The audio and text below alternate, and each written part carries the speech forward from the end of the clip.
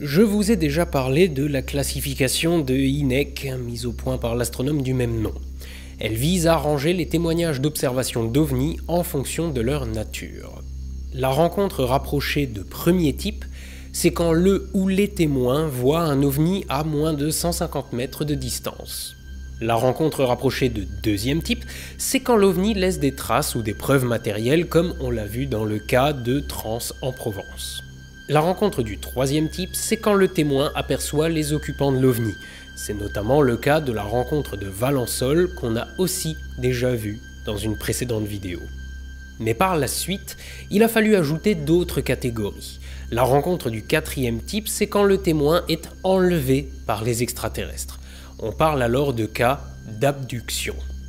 Dans les rencontres du cinquième type, le témoin entre en contact direct avec les extraterrestres et dialogue avec eux. On ne parle plus de témoins abductés, mais contactés. C'est le cas de Raël, par exemple. Mais parce qu'il est toujours possible d'aller plus loin, il y a aussi la rencontre du sixième type. C'est quand le témoin est tué par les extraterrestres. Et je vous laisse imaginer comment un témoin peut fournir un témoignage quand il se trouve dans cette situation. Mais il y a des gens qui veulent toujours placer la barre plus haut. Ou plus bas, ça dépend de votre point de vue. Et donc il y a toujours un Marseillais quelque part pour dire qu'il a fait plus gros, plus loin ou plus fort que les autres. Alors, ce que ça me fout, je comprends pas votre question. Ok. Vous faites un commentaire, je m'en fous complètement. Donc aujourd'hui, on va parler d'Antonio Villas-Boas, pour qui on a dû inventer une nouvelle catégorie à la classification de Hynek. La rencontre rapprochée, très rapprochée, du septième type. Le rapport sexuel avec un extraterrestre.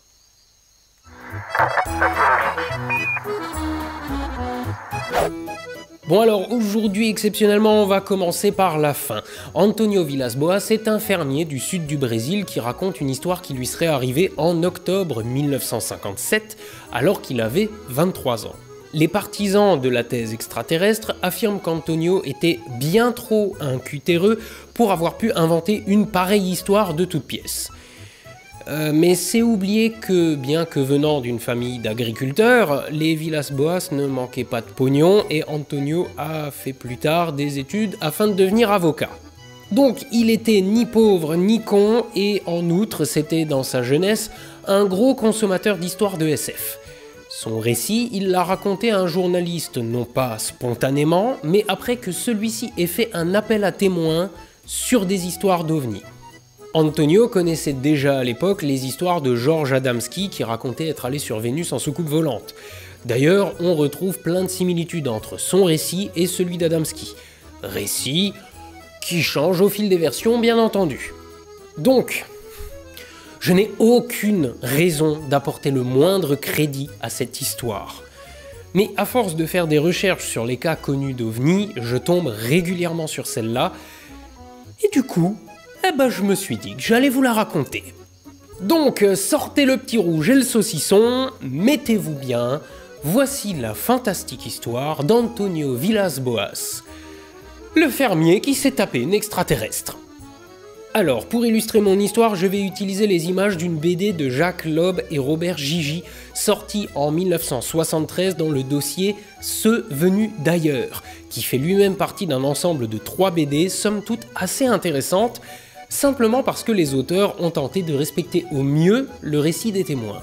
Enfin, témoins. J'ai plutôt envie de dire scénaristes, mais bon. Bon alors, j'essaye de recouper les différentes versions de l'histoire que j'ai trouvées, donc il peut y avoir quelques variations. Bref, c'est parti. Voici donc l'histoire d'Antonio Villas-Boas, un jeune fermier enlevé par... Defecator et ses potes. Désolé, je peux pas rester sérieux là, je peux pas. L'histoire commence le 5 octobre 1957 vers 23h. Antonio et son frère rentrent d'une bringue chez des potes. Alors qu'Antonio veut fermer les volets de la fenêtre de leur chambre, il aperçoit une lumière dans le ciel. Elle est rouge et plus lumineuse que la lune. Antonio dit à son frangin de venir jeter un œil, mais celui-ci s'en bat royalement les roustons. Un autre incident du genre arrive 9 jours plus tard, à peu près à la même heure. Antonio et un autre de ses frangins bossaient au champ.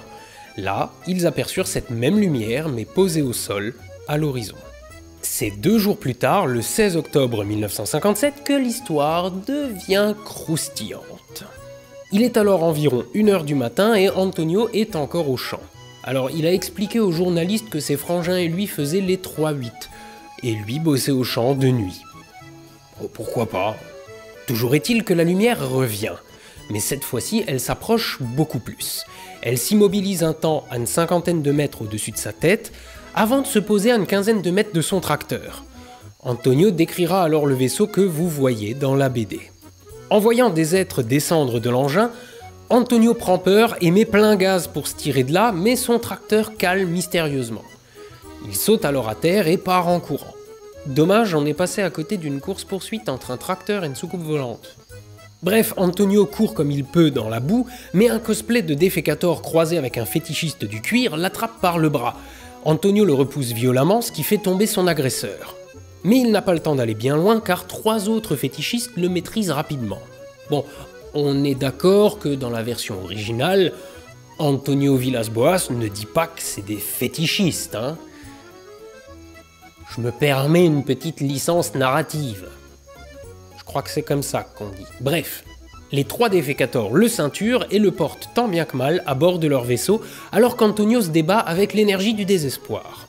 3 millions d'années-lumière de voyage à bord d'un vaisseau technologiquement ultra avancé et ils sont pas foutus d'apporter un taser. Bref, Antonio est hissé sur une échelle en corde. Ouais bon, ça va, ils ont pas pris la version toute option chez le concessionnaire, ils avaient pas les moyens, alors ils ont fait l'impasse sur les airbags et la rampe déroulante. C'est une soucoupe volante Dacia. Y a pas de honte. Dans le vaisseau, Antonio est conduit dans une salle avec... du mobilier de salle à manger? Je sais pas comment décrire ça autrement. Les Defecators discutent entre eux dans un langage inconnu d'Antonio, qu'il décrit comme des jappements de chiens. Puis il décide de le foutre à poil. Il le badigeonne alors d'huile sur tout le corps à l'aide d'une éponge. Alors, si un jour je deviens réalisateur de films de cul, je vous promets que celui-là, je le fais. Pendant l'opération, Antonio remarque sur le mur une inscription qu'il parvient à mémoriser et à reproduire aux journalistes qui recueillent son témoignage. Ce qui est assurément, et vous en conviendrez, une preuve irréfutable de la véracité de cette histoire. Bref, 2 autres Defecators arrivent avec une étrange machine. Antonio l'a décrit comme une sorte de coupe avec 2 tuyaux. Et moi personnellement dans cette situation, j'ai les sphincters qui se contractent. Mais en fait, les Defecators vont prélever un échantillon de sang à Antonio à l'endroit le plus adapté qui soit, c'est-à-dire au niveau du menton. Ensuite, il est abandonné dans une pièce fermée, tout seul et à poil. Sur l'une des parois de la pièce, des trous minuscules laissent échapper une légère fumée à l'odeur écœurante qui va rapidement filer la gerbe au jeune homme. On en déduira donc que les extraterrestres ne savent manifestement pas doser le poppers. Après une durée indéfinissable, une porte s'ouvre laissant entrer non pas un énième Defecator, mais une extraterrestre complètement à poil.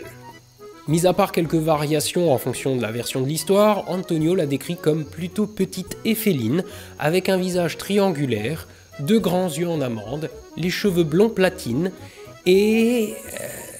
des poils pubiens rouges. On peut donc en déduire que c'est une fausse blonde. Tampax aide les femmes à vivre leur vie sans limite. Bon, alors dans leur BD, Lob et Gigi l'ont représenté comme ça, et n'oublions pas que j'ai dû traduire l'original du portugais, mais je vous avouerai qu'à la première lecture du récit de Villas-Boas, perso dans ma tête, j'avais plutôt un mélange de ça et ça. Dans tous les cas, Antonio a de la chance de s'être fait enlever plutôt par ça que par ça. Quand ils t'ont enlevé dans leur vaisseau spatial, ils t'ont fait, tu sais, des trucs sexuels. Et tu t'en souviens? Ensuite, la BD est assez prude, mais dans la plupart des versions du récit, l'extraterrestre manifeste son intention de se taper un jeune latino en se frottant contre lui. Antonio explique aussi que pendant l'acte, elle lui caressait le menton. Alors entre les prélèvements de sang sur le menton et ils ont un truc avec les mentons, ces extraterrestres, non? Menton à gauche, menton à droite, menton en bas, menton en haut, à la Bogda, Bogda. Après un temps très court, Antonio n'étant manifestement pas un très bon coup, l'extraterrestre le repousse, alors selon les versions avec plus ou moins de dégoût, et appelle les défécateurs qui reviennent dans la pièce. Elle se tient alors le ventre, montre Antonio du doigt, puis montre le ciel, indiquant qu'elle va élever leur enfant dans les étoiles. D'où le titre de la BD, je suppose. Enfin perso, je pense que ça peut aussi vouloir dire « va à l'étage prendre une douche », ce qui expliquerait pourquoi elle la repousse avec un air de dégoût. Ça peut aussi vouloir dire « Dieu est grand », enfin, je suppose. Désolé, ceci n'est pas une vidéo bienveillante. Bref, Antonio est un peu frustré d'avoir été, je cite, « qu'un simple étalon ». Il rejoint les autres défécateurs dans une autre pièce du vaisseau, et ceux-ci n'en ont plus rien à secouer de lui, et ne le calculent même pas. Persuadé que personne ne croira son histoire... Non! Tu crois? Antonio décide de subtiliser discrètement un petit objet à ramener chez lui pour prouver que c'est pas un gros mytho. Dans certaines versions de l'histoire, c'est une sorte de petite montre ou un objet de cette taille-là. Dans la BD, c'est rien de précis en fait. Mais évidemment, les défécateurs le voient et l'empêchent d'emporter une preuve que son histoire est bel et bien arrivée. Quel dommage! Bon, par contre, l'un des défécateurs décide quand même de lui faire une visite guidée du vaisseau. Ouais, c'est pas parce qu'on t'a kidnappé pour te violer qu'on peut pas au moins te faire le tour du proprio. On est d'accord que je pourrais dire fétichiste du cuir ou même alien à la place de défécateur. Ça serait pareil. Mais je préfère manipuler votre subconscient pour que la prochaine fois que vous regardiez l'une de ces vidéos, vous ne puissiez pas vous sortir cette image de la tête. Def, je te salue. Donc, les défécateurs, comme les gros beaufs qui ont tiré leur coup sur la banquette arrière de leur BM, larguent Antonio sur le bord de la route. Celui-ci rentre chez lui et affirme avoir eu, dans les jours qui suivent, des symptômes allant de la nausée au maux de tête, en passant par des rougeurs. Symptômes qui ont disparu au moment de l'interview, bien entendu. Les spécialistes identifient ces symptômes comme le signe d'une irradiation. Moi je pense plutôt que c'est soit le GHB extraterrestre qui a des effets secondaires, soit madame était pas très clean et lui a refilé la ch'touille de l'espace. L'Organisation mondiale de la santé estime que c'est dû à l'explosion du tourisme. C'est vrai qu'on voyage beaucoup plus qu'avant, ainsi qu'à la baisse de l'utilisation des préservatifs, mais l'explication, je crois qu'elle est surtout scientifique. Ah bon, expliquez-nous ça. Cette histoire est on ne peut plus vraie. Pas le récit que je viens de vous raconter, non. Le fait que le jeune Antonio Villas-Boas, fermier brésilien de 23 ans, a raconté cette histoire à un journaliste qui a fait un appel à témoins. Et manifestement, le journaliste l'a cru, parce qu'aujourd'hui encore, cette histoire revient régulièrement si vous faites des recherches sur l'ufologie. Alors j'ai aussi trouvé une version pas très sourcée de l'histoire, sinon ça serait pas drôle évidemment, d'une expérience de la CIA qui aurait gazé le jeune fermier en pleine nuit en lui larguant du LSD par hélicoptère. Les occupants de l'appareil l'auraient ensuite ramassé et tripoté, et en retrouvant ses esprits, le garçon aurait extrait des vagues souvenirs de son trip sous acide, le récit que je viens de vous donner. Cette explication est cependant très coûteuse, alors que la simple hypothèse du fan de science-fiction qui raconte des cracks à un journaliste pour le troll est bien plus cohérente. Bien plus cohérente aussi qu'une échelle en corde sur un vaisseau spatial, mais... Mais si ça se trouve, quelque part aux confins de la galaxie, un petit garçon a demandé à sa maman extraterrestre pourquoi les autres enfants à l'école spatiale, ils avaient un papa, eux, et pas lui.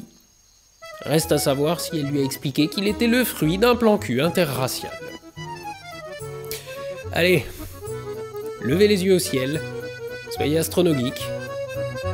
Et à la revoyure.